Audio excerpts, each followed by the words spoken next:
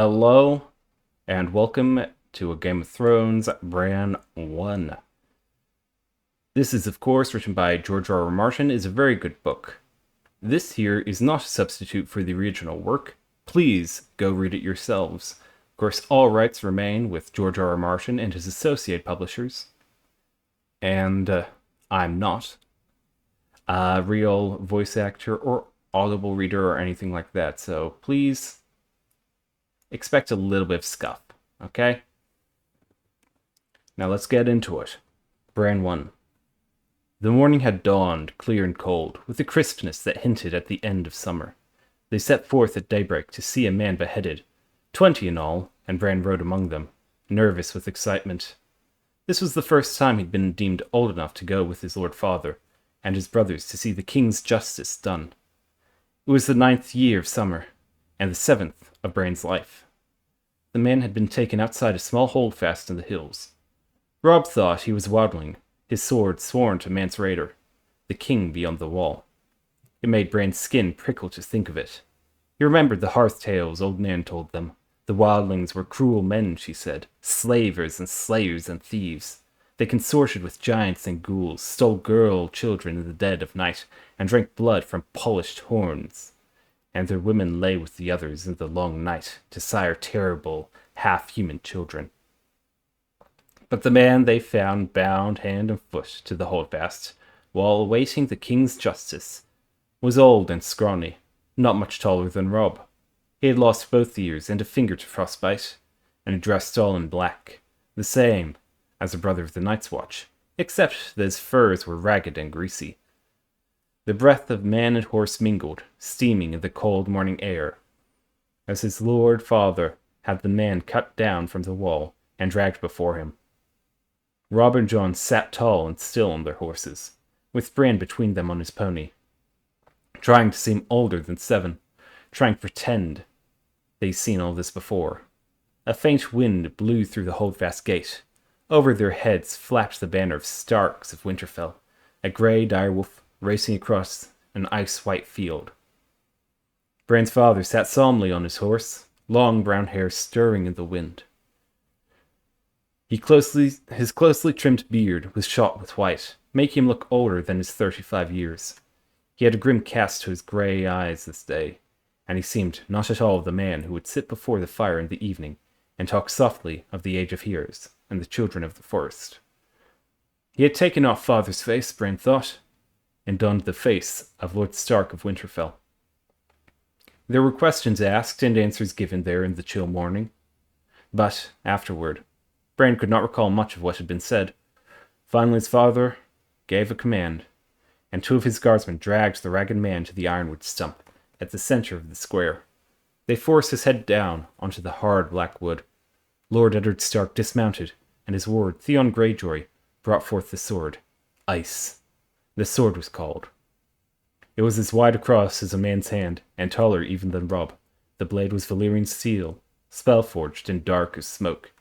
Nothing held an edge like Valyrian steel. His father peeled off his gloves and handed them to Jory Castle, the captain of his household guard.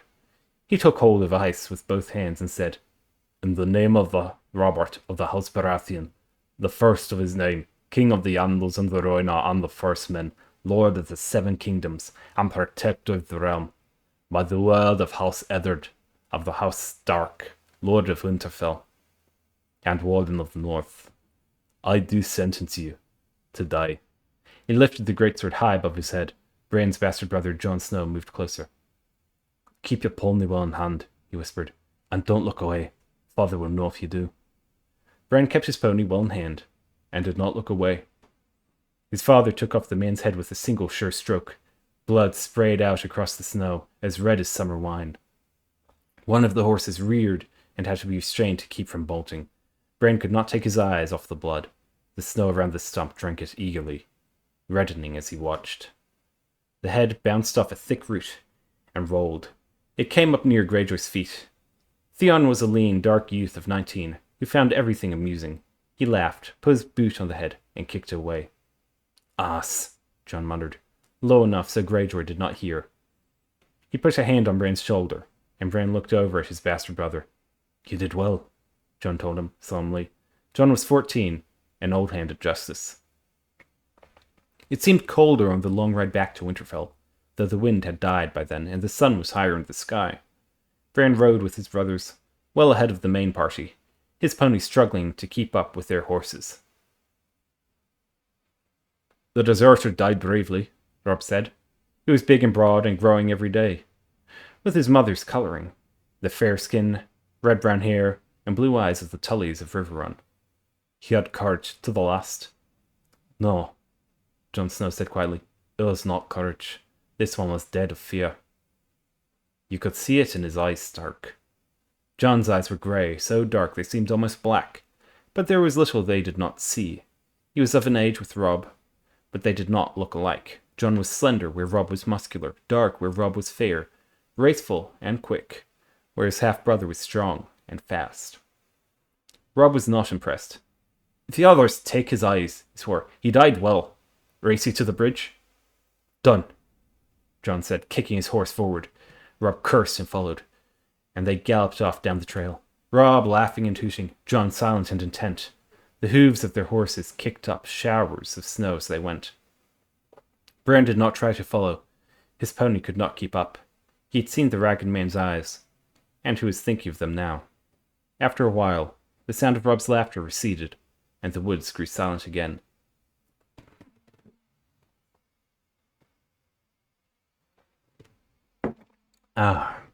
So deep in thought was he, they never heard the rest of the party until his father moved up to ride beside him. "Are you old, Bran?" he asked, not unkindly. "Yes, father," Bran told him. He looked up, wrapped in his furs and leathers, mounted on his great war horse. His lord father loomed over him like a giant. "Robb says the man died bravely, but Jon says he was afraid." "What do you think?" his father asked. Bran thought about it. Can a man still be brave if he's afraid? "Well, it's the only time a man can be brave," his father told him. "Do you understand why I did it?" "He was a wildling," Bran said. "They carry off women and sell them to the others." His lord father smiled. "Old man has been telling you stories again. In truth, the man was an oath-breaker, a deserter from the Night's Watch. No man is more dangerous. The deserter knows his life is forfeit if he is taken, so he will not flinch from any crime, no matter how vile. But you mistake me. The question was not why the man had to die, but why he must do it." Bran had no answer for that. "King Robert has a headsman," he said uncertainly. "He does," his father admitted, "as did the Targaryen kings before him. Yet our way is the older way. The blood of the first men still flows in the veins of the Starks, and we hold to the belief that the man who passes the sentence should swing the sword. If you would take a man's life, you owe it to him to look into his eyes and hear his final words, and if you cannot bear to do that, then perhaps the man does not deserve to die. One day, Bran, you will be Robb's bannerman, holding a keep of your own for your brother and your king, and justice will fall to you. When that day comes, you must take no pleasure in the task, but neither must you look away. A ruler who hides behind paid executioners soon forgets what death is." That was when Jon reappeared on the crest of the hill before them. He waved and shouted down at them. "Father Bran, come quickly, see what Robb's found." Then he was gone again. Jory rode up beside them. "Terrible, my lord?" "Beyond a doubt," his lord father said. "Come, let's see what mischief my sons have rooted out now." He sent his horse into a trot. Jory and Bran and the rest came after. They found Robb on the riverbank north of the bridge, with Jon still mounted beside him. The late summer snows had been heavy this moon turn. Robb stood knee-deep in white, his hood pulled back so the sun shone in his hair. He was cradling something in his arms, while the boys talked in hushed, excited voices. The riders picked their way carefully through the drifts, groping for solid footing on the hidden, uneven ground. Jory Castle and Theon Greyjoy were the first to reach the boys. Greyjoy was laughing and joking as he rode. Bran heard the breath go out of him. "Gods!" he exclaimed. Struggling to keep control of his horse, he reached for his sword. Jory's sword was already out. "Robb, get away from that!" he called as his horse reared under him. Robb grinned and looked up from the bundle in his arms. She can't hurt you, he said. She's dead, Jory. Bran was afire with curiosity by then. He would have spurred the pony faster, but his father made them dismount beside the bridge and approach on foot. Bran jumped off and ran. By then, Jon, Jory, and Theon Greyjoy had all dismounted as well. What in the seven hells is it? Greyjoy was saying. A wolf, Robb told him. A freak, Greyjoy said. Look at the size of it. Bran's heart was thumping in his chest as he pushed through a wayside rift to his brother's side. Half buried in blood-stained snow, a huge dark shape slumped in death. Eyes had formed in its shaggy grey fur, and the faint smell of corruption clung to it like a woman's perfume. Bran glimpsed blind eyes crawling with maggots, a wide mouth full of yellow teeth. But it was the size that made him gasp. It was bigger than his pony, twice the size of the largest hound in his father's kennel.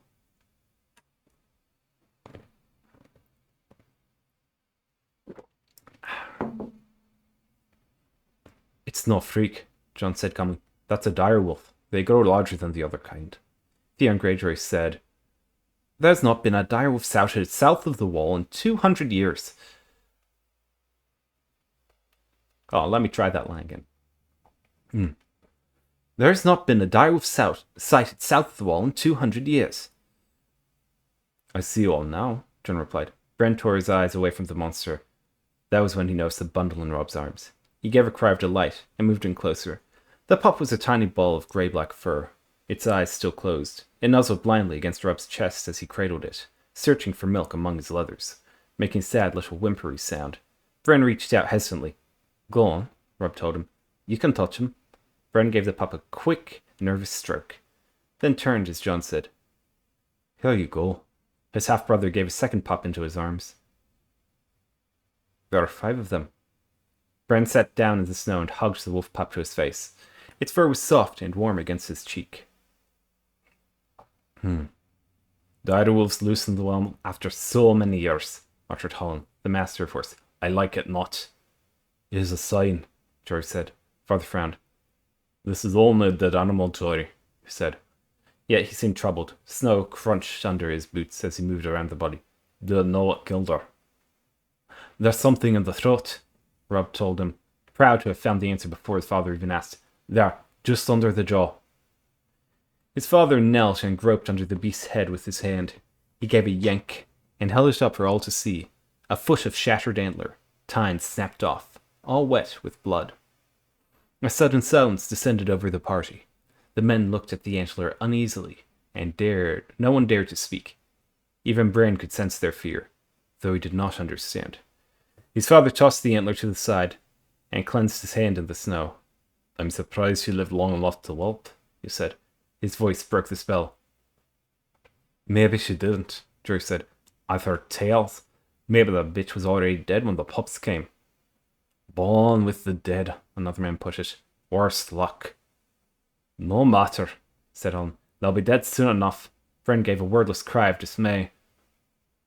The sooner the better, Theon Greyjoy agreed. He drew his sword. Give the beast here, Bran. The little thing squirmed against him, as if it heard and understood. No, Bran cried out fiercely. It's mine. Put away your sword, Greyjoy, Robb said. For a moment, he sounded as commanding as their father, like the lord he would someday be. We'll keep these pups.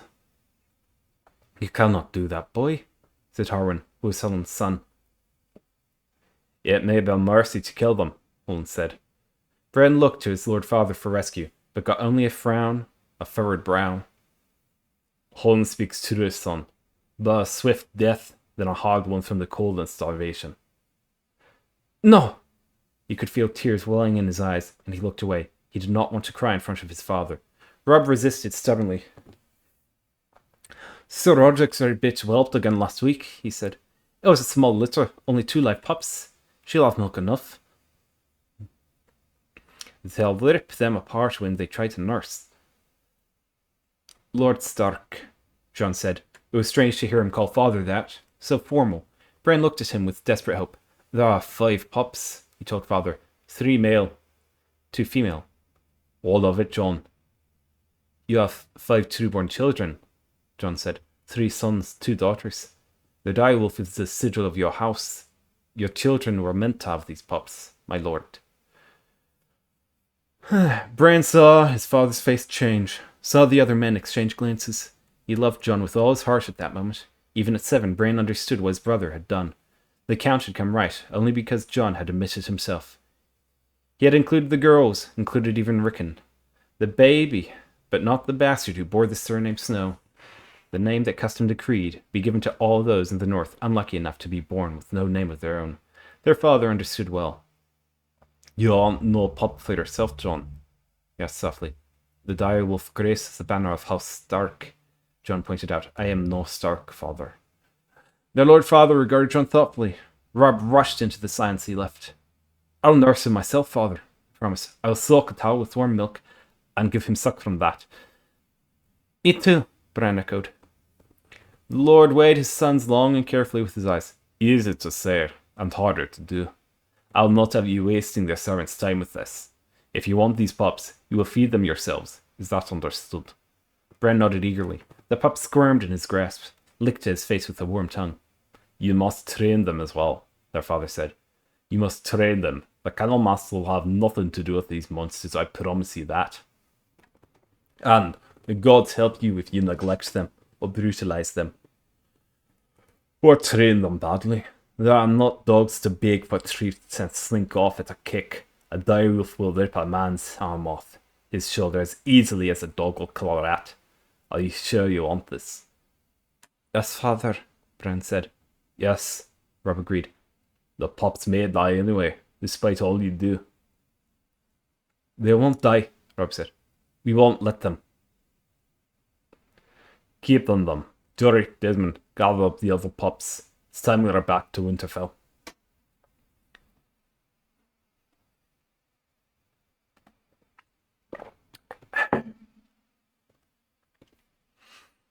It was not until they were mounted and on their way that Bran allowed himself to taste the sweet air of victory. By then his pup was snuggled inside his leathers, warm against him, safe for the long ride home. Bran was wondering what to name him. Halfway across the bridge, Jon pulled up suddenly. What is it, Jon? Their father asked. Can't you hear it? Jon could hear the wind in the trees, the clatter of the hooves on the ironwood planks, the whimpering of his hungry pup, but Jon was listening to something else. There, Jon said. He swung his horse around and galloped back across the bridge. They watched him dismount where the direwolf lay dead in the snow, watched him kneel. A moment later, he was riding back to them, smiling. He must have crawled away from the others, Jon said. Or been driven away, their father said, looking at the sixth pup. His fur was white, where the rest of the litter was grey. His eyes were as red as the blood of the ragged man who had died that morning. Bran thought it curious that this pup alone would have opened his eyes while the others were still blind. An albino, Theon Greyjoy said with a wry amusement. This one will die even faster than the others. Jon Snow gave his father's word a long, chilling look. I think not, Greyjoy, he said. This one belongs to me. All right. That was the end of Bran 1. Oh, sorry for the lack of background noise. I just realized now I didn't put it on. But regardless, I think it was a pretty good chapter.